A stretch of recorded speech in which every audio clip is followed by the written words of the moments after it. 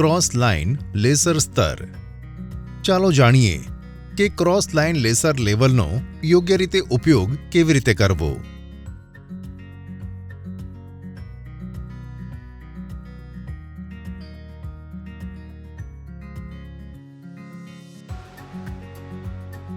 શું તમે tile placement માટે આ ચિહ્ન બનાવ્યું છે? શું તેનો કાટકોણ સાચો છે? આ મારી સાથે ખોટું થયું છે. જો તમે તાર વડે માપશો તો તે ખોટું હશે. હવે આપણે તેને લેસર ટૂલનો ઉપયોગ કરીને બનાવીશું. ચાલો હું તમને કહું કે લેસર ટૂલનો ઉપયોગ કરીને લેઆઉટને કેવી રીતે માર્ક કરવું. જુઓ, તમે તાર વડે આ નિશાન બનાવ્યું છે તે કેટલું અલગ છે. હવે આપણે તેની સાથે મેળ પાડવાની છે. આ જુઓ, હવે જમણો ખૂણો યોગ્ય રીતે બનેલો છે. આ રીતે આપણે લેવલ કરવું પડશે. ઠીક છે સર. સામાન્ય રીતે પહેલા કામદારો લેવલિંગ માટે સ્ટ્રિંગનો ઉપયોગ કરતા હતા, પરંતુ તે યોગ્ય રીતે લેવલ કરી શક્યું નથી. ક્રોસ લાઇન લેસર લેવલનો ઉપયોગ કરીને લેવલિંગ ચોક્કસ રીતે કરવામાં આવે છે. ક્રોસ લાઇન લેસર લેવલ એ એક સાધન છે જે આડી અને ઊભી રેખાઓ દોરે છે, જેથી કરીને તમે કોઈપણ જગ્યાએ સામાનને યોગ્ય રીતે રાખી શકો અથવા દિવાલો અથવા જમીનનું સ્તર યોગ્ય રીતે રાખી શકો. લેસર લેવલનો ઉપયોગ કરતા પહેલા બેટરીને ચાર્જ કરો અથવા બદલો. લગભગ દરેક લેસર લેવલમાં રિચાર્જેબલ બેટરી હોય છે. લેસર સ્તરનો ઉપયોગ કરતા પહેલા સાઇટની સ્થિતિનું મૂલ્યાંકન કરો. ખાતરી કરો કે સાઇટ અને સાધનો સ્થિર છે. લેસર સ્તરની દિશા પસંદ કરવા માટે ખાડા અને વર્ટિકલ બટનોનો ઉપયોગ કરો. આ દિશા તમારા કામના પ્રકાર પર આધારિત છે. લેસર સ્તરનો ઉપયોગ કરતી વખતે સલામતીની સાવચેતીઓનું પાલન કરો. સલામતી ગોગલ્સ પહેરો અને સાધનોનો યોગ્ય રીતે ઉપયોગ કરો. તો આપણા ક્રોસ લાઇન લેસર લેવલનો ઉપયોગ કરવાની સાચી રીત કઈ છે? પ્રથમ, બેટરી ચાર્જ કરો અથવા બદલો.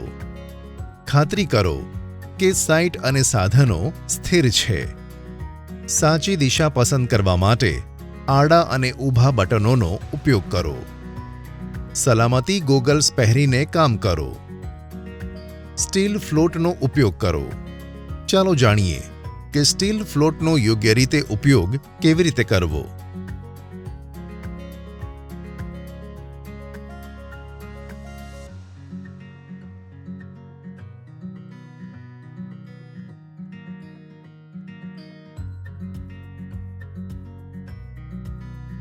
શું તમે પ્લાસ્ટર કરી રહ્યા છો? શું આ સમાપ્ત થઈ રહ્યું છે? હા સર, તમે માત્ર એક સ્તર મોર્ટાર લાગુ કર્યું છે. હવે તેના ફિનિશિંગ માટે તમારે વધારાનું સિમેન્ટ દૂર કરવા માટે લાકડાના ફ્લોટને બદલે એલ્યુમિનિયમની સીધી ધારનો ઉપયોગ કરવો પડશે. તેના માટે તમારે આ રીતે સીધી રેખા લગાવવી પડશે અને તેને ઘસીને વધારાનું સિમેન્ટ દૂર કરવું પડશે. હવે તમે તેનો પ્રયાસ કરો.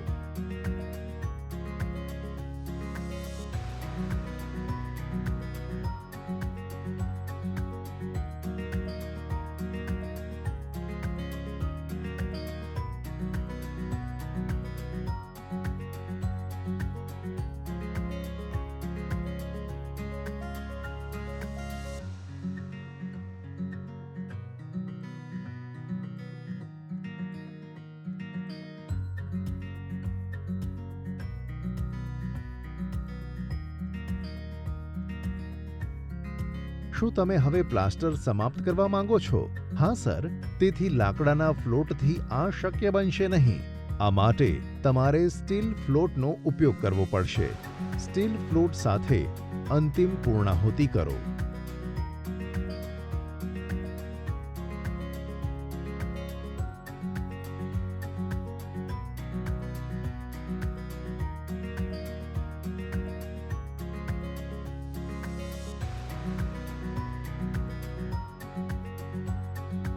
સ્ટીલ ફ્લોટનો ઉપયોગ સાઇટ પર કોન્ક્રીટની સપાટીને સરળ બનાવવા માટે થાય છે. તેમાં સ્ટીલની પ્લેટ હોય છે જે હેન્ડલ સાથે જોડાયેલ હોય છે. સ્ટીલ ફ્લોટનો ઉપયોગ કરતી વખતે સલામતીના પગલાં અનુસરો. સલામતી ચશ્મા, હેલ્મેટ અને મોજાનો ઉપયોગ કરો. ધૂળ અને કોન્ક્રીટના નાના ટુકડાને ટાળવા માટે ડસ્ટ માસ્કનો પણ ઉપયોગ કરો. સ્ટીલ ફ્લોટનો ઉપયોગ કરતા પહેલા કોન્ક્રીટને યોગ્ય રીતે તૈયાર કરો. યોગ્ય જથ્થામાં કોન્ક્રીટ તૈયાર કરવી મહત્વપૂર્ણ છે. ઘણીવાર કામદારોના હાથ પર સ્ટીલ ફ્લોટની તીક્ષ્ણ બ્લેડથી કાપવામાં આવે છે. તેથી સલામતીના નિયમોનું પાલન કરીને કામ કરો. કામ પૂરું થયા પછી સ્ટીલના ફ્લોટને સાફ કરો. તો અમારા સ્ટીલ ફ્લોટનો ઉપયોગ કરવાની સાચી રીત કઈ છે? સલામતીના પગલાં અનુસરો. પહેલા કોન્ક્રીટને યોગ્ય રીતે તૈયાર કરો. કાળજીપૂર્વક કામ કરો જેથી તમારા હાથ કપાય નહીં. કામ પૂરું થયા પછી સ્ટીલના ફ્લોટને સાફ કરો. ટાઇલ લેવલિંગ પેર અથવા પેરનો ઉપયોગ. ચાલો જાણીએ કે ટાઇલ લેવલિંગ પેર અથવા પેરનો યોગ્ય રીતે ઉપયોગ કેવી રીતે કરવો. ટાઇલ ઇન્સ્ટોલ કરવામાં તમને આટલો લાંબો સમય લાગવો જોઈએ નહીં. અહીં એક ટાઇલ પહેલેથી જ ઇન્સ્ટોલ કરવામાં આવી છે અને અમે તેનું સ્તર પહેલેથી જ ઠીક કરી લીધું છે. હવે આપણે ટાઇલ ક્લિપ્સનો ઉપયોગ કરવો પડશે. એક ટાઇલ ક્લિપ અહીં અને બીજી બાજુએ મૂકો.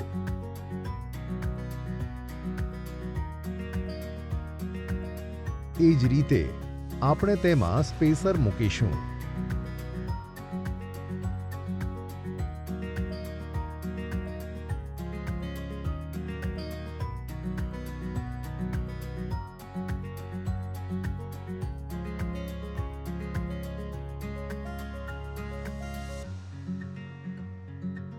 હવે આપણે અહીં ઇન્સ્ટોલ કરેલી ક્લિપની ટોચ પર ટાઇલ વેજ મૂકીએ. એક આ બાજુથી અને બીજો બીજી બાજુથી લગાવવો પડશે.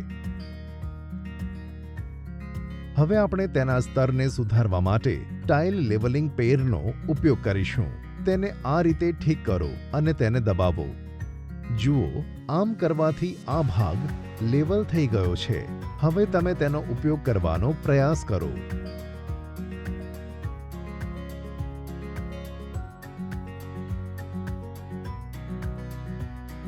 હવે તમારી ટાઇલ સ્તર છે. એ જ રીતે તમારે ટાઇલમાં વેજ અને ક્લિપ્સ ઇન્સ્ટોલ કરવી પડશે. પરંતુ એક વાતનું ધ્યાન રાખવું કે ટાઇલ્સ લગાવ્યાના 24 કલાક પછી એટલે કે બીજા દિવસે તમારે ક્લિપ્સ તોડીને ટાઇલ્સમાંથી ફાચર દૂર કરવાની છે. પછી ટાઇલ્સ વચ્ચેનો ગેપ ગ્રાઉટિંગ દ્વારા ભરવાનો રહેશે. ટાઇલ લેવલિંગ પેર ટાઇલ્સ ઇન્સ્ટોલેશન દરમિયાન ટાઇલ્સનું સ્તર અને એકબીજા સાથે પણ રાખે છે. આ પેર ટાઇલ્સને સંરેખિત કરવામાં મદદ કરે છે. ટાઇલ લેવલિંગ પેરનો ઉપયોગ કરતી વખતે સલામતીની સાવચેતીઓનું પાલન કરો. સલામતી ચશ્મા, ગ્લવ્સ અને હેલ્મેટનો ઉપયોગ કરો જેથી તમે સુરક્ષિત રહો. ઇન્સ્ટોલેશન પ્રક્રિયાને સરળ બનાવવા માટે ટાઇલ્સને સ્વચ્છ અને કાળજીપૂર્વક નાખેલી રાખો. ટાઇલ્સની વચ્ચે હળવા હાથે પેર મૂકો અને ટાઇલ્સને સંરેખિત કરવા માટે ધીમે ધીમે તેને પીસી લો. પેર ધીમે ધીમે સજ્જડ કરો અને ટાઇલને સ્થિર રાખો. કામ પૂરું થયા પછી ટાઇલ લેવલિંગ પેરને સારી રીતે સાફ કરો અને તેને અન્ય ટાઇલ્સ માટે તૈયાર કરો. તો અમારા ટાઇલ લેવલિંગ પેરનો ઉપયોગ કરવાની સાચી રીત કઈ છે? સલામતીના પગલાં અનુસરો. ટાઇલ્સ સ્વચ્છ અને કાળજીપૂર્વક રાખો. ધીમે ધીમે ટાઇલ્સ વચ્ચે પેર મૂકો. તમે પૂર્ણ કરી લો તે પછી ટાઇલ લેવલિંગ પેર સાફ કરો. ચાલો કેટલાક પ્રશ્નોના જવાબ આપીને અમારી તાલીમનું પરીક્ષણ કરીએ. ક્રોસ લાઇન લેસર લેવલનો ઉપયોગ કયા હેતુ માટે થાય છે? એ. સામાનને યોગ્ય દિશામાં સેટ કરવા માટે. બી. લેસર શો જોવા માટે. સી. આડી રેખાઓ બનાવવા માટે.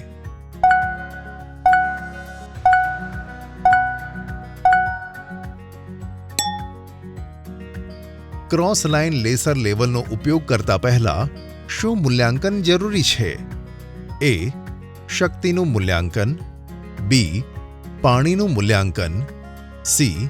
પાર્થિવ આકારણી.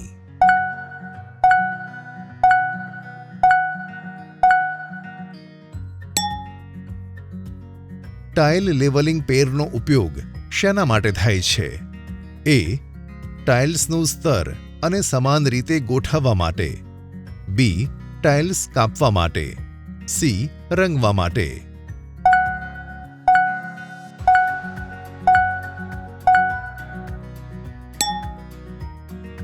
સ્ટીલ ફ્લોટનો ઉપયોગ કરતી વખતે સલામતીના કયા પગલાં લેવા જોઈએ? એ. હા, બી. ના,